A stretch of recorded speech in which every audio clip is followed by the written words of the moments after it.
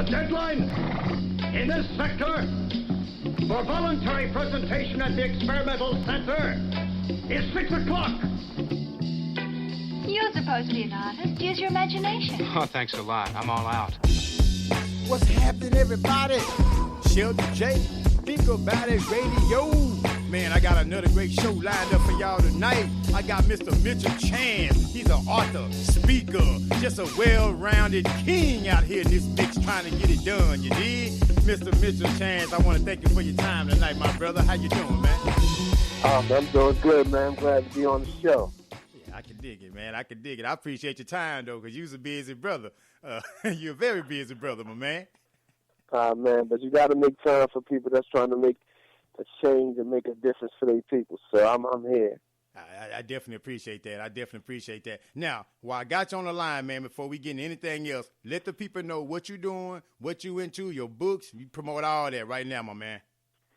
Well, I am Mr. Chance. I'm the voice of revolution. I'm for the people. I live to educate, uplift, and most importantly, to repair Africans in America, mentally, spiritually, financially, and emotionally from the traumas that we suffer in those areas. I'm an author of 5 books. I'm a mentor of young boys as well as mentor to men. And I'm just an all-around loving individual who loves his people enough to lay his life on the line for him. And that's just me in a nutshell. My website is mchancespeaks.com. You can find me on social media with just Mitchell Chance, my name. Find me on Facebook. Watch the videos. Hey, now that video, brother, did you receive a lot of backlash when you did that Donald Trump video?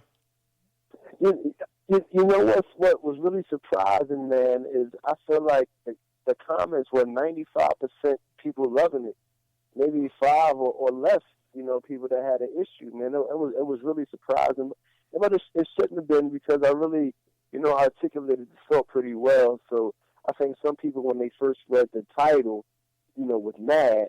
But then when they listened, they was able to say, okay, I see where he was going with this. But sometimes you just got to use a crazy title because the people are used to controversy. So I'll put a crazy title on it just to get you to watch it. Then you can understand where I'm going with it. I like that concept. It brings interest into what you're saying. And then once they get in there, oh, this ain't what you thought it was. Yeah.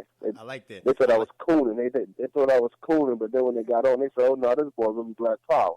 Yes, sir. Well, you hear a lot of it, right? You hear a lot of Black Power. You hear a lot of revolution. You hear a lot of the consciousness. But a lot of times people limit it to just that, right? The talk. You willing to put your name, even your life, man, behind what you're doing, though, because as reading your books and things like that, brother, I can tell you really love this, what you're doing, and your heart is really into really changing the mindset of your people. Yeah, man. You see, I'm a student of history. Yes, sir. One of my favorite characters is Fred Hampton.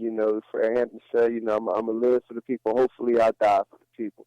And so you got to understand when you take certain stances, the consequences that may come. And that's why I write. I write. As soon as I get done one book, I write another book.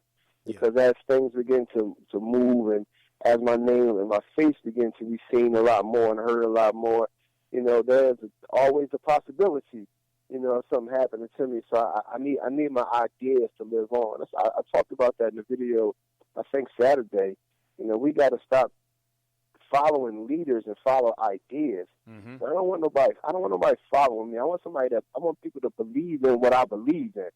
That way, I'm not necessary for the movement. Now, I don't need everything predicated on me, because if it's predicated on me, as soon as I'm out the picture, it fall apart.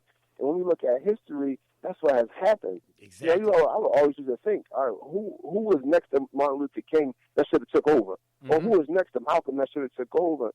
And too many people was gravitating towards the leader. So even in my writing, like in my book, The 6 A's of Manhood, I open it up with accept your role as leader. Like, that's the first thing every black man has to understand is you are a leader. Mm-hmm. And I'm not looking for no bunch of followers. I'm looking for a bunch of co-leaders that can lead with me. So this thing could be a 40 million head monster instead of a one head monster with a bunch of sheep. That's brilliant. That's a brilliant mindset, though, because, again, if they take – and I said this on a previous show that I did, is that we made the mistake by not raising up leaders, as you said, because once they took one out, what you got? You got to start over again. Exactly. And then we still on this long road to go because you steady getting stuck in traffic because they kill your leader. You get a little progress, we going to stop that momentum. Yeah. And you got to raise up folk to be better than you. I read a quote some time ago that said, be leery of leaders, of the mentors who don't want to see their mentees do better than them. That's interesting. And I think as a people, we've developed that mindset. Like, we immortalize our leaders from the past, and we've put a cap on greatness. And so now I can't even dare to say I'm going to do something better than Martin Luther King. That's blasphemy, but shouldn't I be able to do something better than those that come before me? Yes, and we put this cap on greatness, and we wondering why we can't advance as a people, because our ancestors didn't even get us totally free. So in order for us to be free, somebody got to do something better than them. Yeah. But y'all nobody won't even accept somebody to be able to be better than Marcus Garvey or Malcolm X. Like, that's just crazy. You're right, man. Because people have their views. I guess they put people on certain pedestals, and because, okay, who is this Mitchell guy telling me this? What's this? You know, well, what has he done? Who is he? so they tend to qualify you or disqualify you based upon the name. It's foolishness. And that's one comment that I continually kept getting. You know, all you doing is talking. I'm like, you don't know me. You know, you don't know me. One guy. Good thing about, you know, all my social media is open. Right. So this brother was on one of my posts. I mean, he was coming at me. You just on ahead trying to sell books. You don't really care about the people. You just one of those conscious brothers that talk. I went on your page. As soon as I went on your page, it's a shop now button. So he goes through my whole page trying to get ammo to say stuff about me, but end up like apologizing.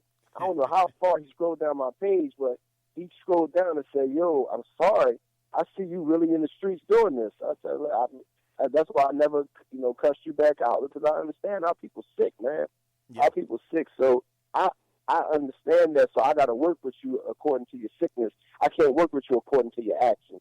And as a leader, I got to lead by example. I can't be talking about unity. I can't be talking about putting beefs aside. And then as soon as somebody disagree with me, I'm on social media, well, F you and this and like, nah, you know, I'm either I'm gonna ignore it or I'm gonna say, listen here, King, think about it this way. Mm-hmm. I'm always call you a king, or I'm always call you a queen, no matter what you call me, because I don't speak to servants, so I'm gonna speak to the king in you. I'm gonna ignore your servant. I'm gonna ignore your servant comment, and I'm gonna talk to the king in you. And every time you rebut with some servant stuff, I'm gonna speak to the king or to the queen in you, because I don't speak that language. Yeah. I don't speak that ignorant servant language. So I'm gonna speak to the king in you until you realize who you are. That's what's up. I like that. I like that concept, because I remember reading in your book, you said you got that like from Jay Morrison, right, in reference to the king and queen stuff. I listen to a lot of his real estate stuff, and he's in the streets too. And so what I'm seeing there's a lot of conscious brothers out here that's really being about that action, and what they want, as you say, other brothers with them about that action, because you don't need no liabilities, you need some more assets. Yeah, man, Jay Morrison is an inspiration. That brother's serious. Do a lot of free stuff. Always in the streets, always talking some good stuff. And, you know, when I watched him do an interview with Charles Payne, I didn't know who Charles Payne was. I thought his name was King because Jay Morrison kept calling him King. And then I found out that wasn't his name. And then I listened to Jay Morrison, like, nah, I'm going to always call you King.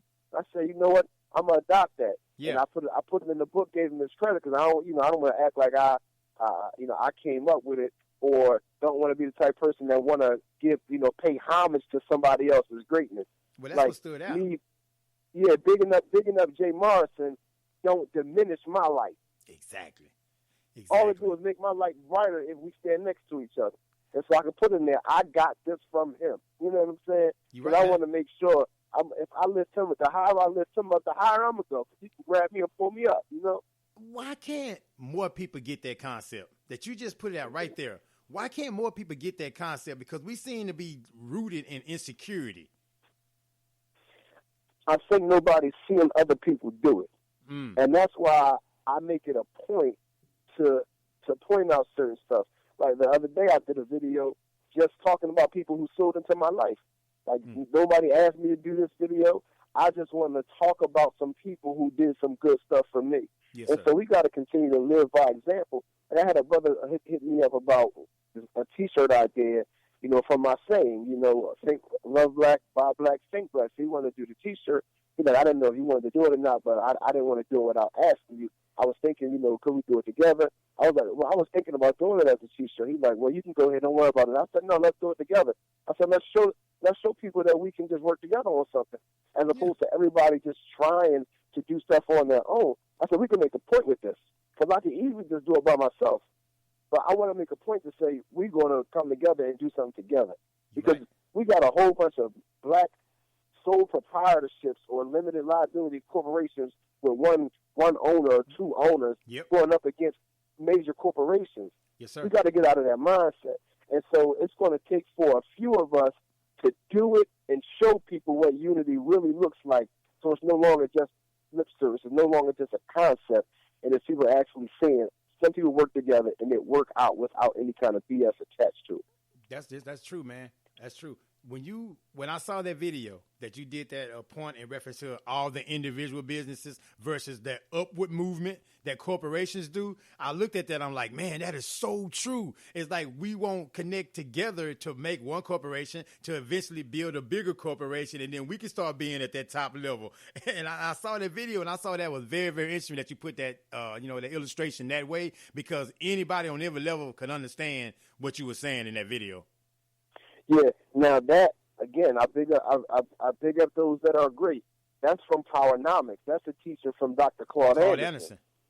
Yeah, that's from Dr. Claude Anderson book Powernomics. Mm-hmm. I just put the visual to it. He got it in the book. I read the book, and I'm like, people need to hear this and actually see this. And that's something that I teach my guys. And I got a men's group. That's why I had the whiteboard up on the wall. We always write stuff on the whiteboard. That's I call it my math sciences wall. And so I just did that video. But again, another great black man, Claude Anderson. I learned from everybody. People be running around acting like somehow they just acquired their knowledge just from themselves somewhere or something, or they got it from the universe or something. Like, nah, there's a lot of black men and black women that's great out here. So we got to honor each other's work. We got to honor each other's work, and that's what I'm all about. You're right, man. I like Claude Anderson, too, man. He does a lot of writing. Now, it was something I heard about him recently, and I don't know if it's true or not, but he was stating that he was kind of frustrated with our race, basically, because he said that he spent so much energy trying to help. And I don't know if that was true or not, but it was something I was hearing in reference to that he was kind of frustrated with, I guess, the progress thus far. Well, I can believe that. I can see. You can watch Claude for the past 30 years. I've seen old videos of Claude, and the videos with the same stuff he's saying today. Mm-hmm. So he's been saying the same thing for 30 years. So I might be frustrated. I'll be frustrated too. Why I got to still keep bringing the same message? Y'all can't even grasp this concept of group economics or ethno aggregation, and I'm giving it to y'all over and over again. Then he tried to build Blacktown in Detroit, but it was black people who fought against it. So, I mean, I'd be frustrated too if I was there. You're right. I guess I don't get that. One thing I do like about your books too, though, man, you put out a lot of points, but you always offer solutions. At the end of every chapter, you put solutions. And that's what I really like about your work, though, because we talk a whole lot of different people about the problem and the issue, what's wrong. And you come in, okay, this is what's wrong, and I'm telling you guys this, but you also giving them a blueprint to how to fix it step by step. And I really appreciate you doing that, man, because a lot of people don't really do that. Thank you, man. Yeah, I just listen, if we don't talk solutions, then what are we doing? We're talking a whole bunch of problems. So yes, as I was studying it, and the thing is, the solution is always in the problem. The solution is just the opposite of the problem. It just takes us formatting this thing and really looking at it. What's the antithesis of this? That's this. Well, let's do that. Because if I'm going left, but I really need to go right. Only thing I got to do is turn around and go the other way. And so sometimes we make stuff a lot more difficult than it really is. You're right. It's like, what do we got to do to get out of this condition? And Marcus Garvey said, we change our minds today, we'll change our conditions tomorrow. The mind, though, again, television programming, entertainment, those things. I mean, when you hitting on the stuff about the music, the Great Hijack, brother, thumbs up, 2 thumbs up. That's the business. That, man. I think I dang near read that whole book, man, within a day. I got a few more pages left, man, but I really like it because it expounds on a lot of things that I've been thinking and stuff. But, you probably expound and articulate